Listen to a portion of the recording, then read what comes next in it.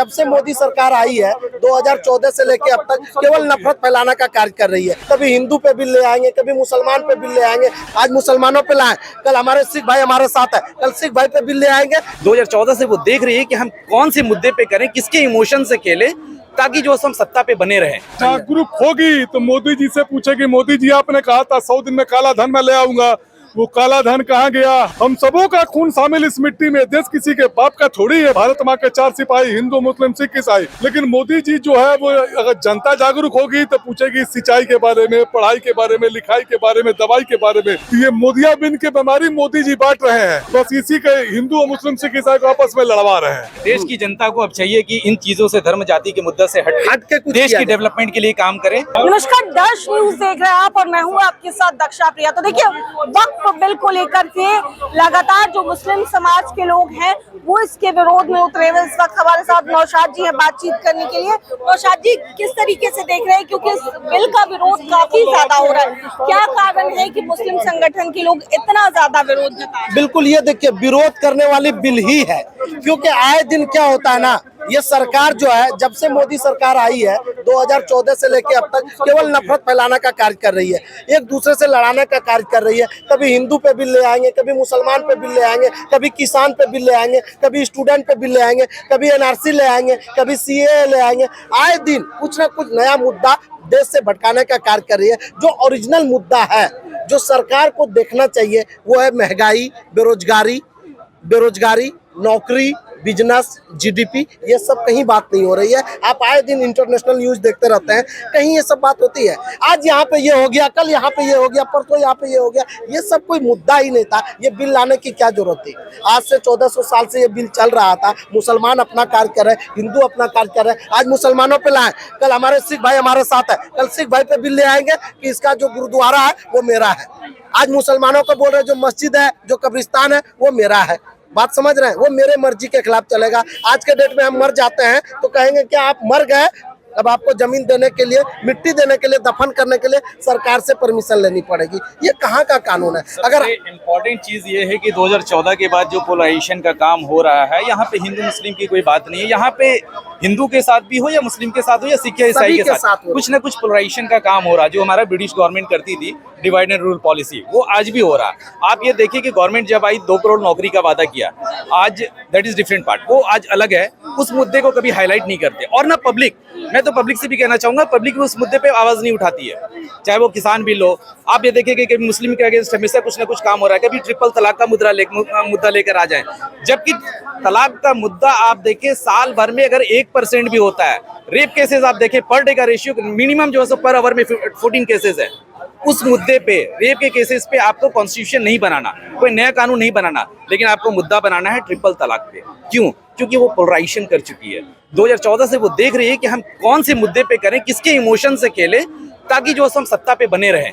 वो चीज है, वो मुस्लिम को ही बेवकूफ नहीं बना रहे, वो अपनी कौम को ही बेवकूफ बना रहे हैं। हर किसी को बेवकूफ बना रहा है। अभी किसान बिल लाने की क्या जरूरत थी? 1 साल से लोग धरना दिए, फिर किसान बिल वापस हुए। अभी सरदार जी क्या कहना चाहिए? जागरूक होगी तो मोदी जी से पूछेगी, मोदी जी आपने कहा था 100 दिन में काला धन मैं ले आऊंगा, वो काला धन कहाँ गया? हर साल मैं 2 करोड़ लोगों को नौकरी दूंगा, वो 2 करोड़ नौकरियां कहाँ गई? वहाँ सिख भाई जो किसान आंदोलन करे, धरने बैठे, तो उनको खालिस्तानी कहा जाता था। मुस्लिम कोई आंदोलन करता था, इसको पाकिस्तानी कहा जाता है। हम सबों का खून शामिल इस मिट्टी में, देश किसी के बाप का थोड़ी है। भारत माँ के 4 सिपाही, हिंदू मुस्लिम सिख ईसाई। देश की आजादी में सभी लोगों का योगदान रहा है। अरे मुसलमान बनना है तो एपीजे अब्दुल कलाम बनो। एपीजे अब्दुल कलाम ने मिसाइल किसके लिए बनाई? भारत देश के लिए बनाई। सरदार भगत सिंह फांसी के फंदे को चूम के क्यों चढ़े? वो भारत देश के लिए चढ़े। अरे सिख बनना है तो भगत सिंह बनो, मुसलमान बनना है तो एपीजे अब्दुल कलाम बनो, अगर हिंदू बनना है तो विवेकानंद बनो। लेकिन मोदी जी जो है वो, अगर जनता जागरूक होगी तो पूछेगी सिंचाई के बारे में, पढ़ाई के बारे में, लिखाई के बारे में, दवाई के बारे में। तो वो चाहते हैं कि धर्म, कभी ये भी पूछ लेंगे 15 लाख बोले थे, वो भी नहीं आया। धर्म के नाम पर इन लोग को लड़ाते रहो, ये धर्म पे उलझा रहा है। वह बोर्ड देखिए, 2 तरह की बीमारी होती है। आंख में मोतिया बिन उतर जाता है ना, तो रात में आदमी को धुंधला दिखाई देता है। एक मोतिया बिन उतर जाता है, मोतिया बिन जिसको उतर जाएगा ना, उसको गाय को नजर आवेगा, उसको गोबर नजर आवेगा, उसको भारत नजर आवेगा, उसको पाकिस्तान नजर आवेगा, उसको हिंदू नजर आवेगा, उसको मुसलमान नजर आवेगा। तो ये मोतिया बिन की बीमारी मोदी जी बांट रहे हैं, बस इसी के हिंदू और मुस्लिम सिख ईसाई को आपस में लड़वा रहे हैं। बिल्कुल, ये बिल्कुल नहीं होनी चाहिए, ये बिल वापस होनी चाहिए और सरकार को इस पे गंभीरता से सोचने की जरूरत है। और सरकार को ही नहीं, जितना पूरे हिंदुस्तान की जनता है, पूरे हिंदुस्तान की पब्लिक है, सबको ये गहराई से सोचने की जरूरत है कि ये बिल वापस होना चाहिए। क्योंकि आज मुसलमानों पे अत्याचार हो रहा है, कल सिखों पे अत्याचार होगा, परसों हिंदुओं पे होगा, कभी किसानों पे होगा, कभी दलितों पे होगा, कभी पिछड़े वर्ग पे होगा। मतलब आए दिन कुछ न कुछ नया कानून ला के लोगों को परेशान करने का कार्य किया जाएगा। इसलिए संभल जाओ अभी और अभी से लग जाओ, देश बचाना है। अगर चाहते हैं कि हिंदुस्तान में जिस तरह पहले वाली हिंदुस्तान था, एकता वाली हिंदुस्तान था, कभी होली होती थी तो हम लोग होली खेलते थे और एक दूसरे को रंग लगा के एक सम्मान करते थे। हम लोग गांव में गुजिया पुआ जाके खाया करते थे। आज वो दिन कहाँ चले गए? 2014 से जब से सरकार आई है, ये हिंदू मुस्लिम लोग नफरत से ही देखते हैं। हम लोग को कोई देखेंगे सोचेंगे अरे मुसलमान है, चलो हटो। अगर ऐसे कोई मुसलमान है जितना नफरत, ये पूरा मानसिकता खराब कर रही है। ये आपस में एक दूसरे से मिलकर रहने की जरूरत है, मोहब्बत से रहने की जरूरत है। हम लोग मोहब्बत का पैगाम दे रहे हैं कि आइए, हम लोग आज भी वही मुसलमान है, आज भी वही कौम है कि हम लोग एक दूसरे को गले लगाने का कार्य करते हैं और सदा करते रहेंगे आप जब लोगों तक। से एक आखिरी सवाल है, क्योंकि कई पॉलिटिकल पार्टीज की भी इसमें इन्वॉल्वमेंट नजर बिल्कुल। आ रही है और इसी बीच लालू प्रसाद यादव, वो तेजस्वी लालू जी यादव अभी आए थे, अभी हाँ। जन स्वराज पार्टी के नेताजी आए थे हमारे। हाँ, वो पहुंच रहे हैं, तो ऐसे में क्या लग रहा है कि पॉलिटिकल पार्टीज की जो इन्वॉल्वमेंट है, इससे कोई फायदा होने वाला है? बिल्कुल फायदा होगा इससे। देखिए होता क्या है ना, एक सरकार अकेले बीजेपी है, अकेले बीजेपी को नजर क्यों आता कि ये कानून बनना चाहिए, ये कानून बनना चाहिए, ये कानून बनना चाहिए? 10 सालों में ही ये क्यों पता चला कि वक्फ बोर्ड पे बिल आना चाहिए, ये किसानों के विरुद्ध बिल आना चाहिए, एनआरसी आना चाहिए, सीए आना चाहिए। आप कह रहे हैं हमारे सरकार की हम लाएंगे 10 करोड़ बांग्लादेशियों को हिंदुस्तान में शरण देंगे। अभी आप सुने होंगे पहले, ये कहाँ रखेंगे? हिंदुस्तान का इतना आबादी है, यहाँ खाने के लिए रोजगार नहीं है और अगर 4 करोड़ लोग आ जाएंगे कहाँ पे रहेंगे? आप बताएं, रहने की जगह है? एक आसानी से तो एक जगह नहीं मिल पा रहा है और कभी ये बिल, कभी वो बिल, कभी वो बिल, आए दिन। मतलब ये केवल एक ही है मानसिकता है सरकार का, मुद्दा भटकाओ। आप सुने होंगे एक क्या कहावत था, वो फूट डालो शासन करो, डिवाइडेड एंड रूल इंग्लिश में इसको बोलते थे। वही नीति ये सरकार का है कि आपस में लड़ाओ हिंदू मुसलमान और सत्ता में बने रहो। तो ये करने की जरूरत नहीं है। आइए काम करते मिलजुल के, ये सब बिल वापस कीजिए। बस देश की जनता को अब चाहिए कि इन चीजों से, धर्म जाति के मुद्दे से हट के कुछ देश किया की जाए। डेवलपमेंट के लिए काम करें। हम अपने आप से कंपटीशन ना करके बाहर के जो डेवलप्ड कंट्री है उनसे कंपटीशन करें और फिर से पहले की तरह यूनाइट हो गए। आज आप देख सकते हैं दुबई एक शहर है, यूएई, 1990 में वहाँ केवल रेगिस्तान था। आज आप देख सकते हैं कि वर्ल्ड का सबसे ज्यादा ग्रोथ करने वाली देश बन गई है दुबई। कैसे?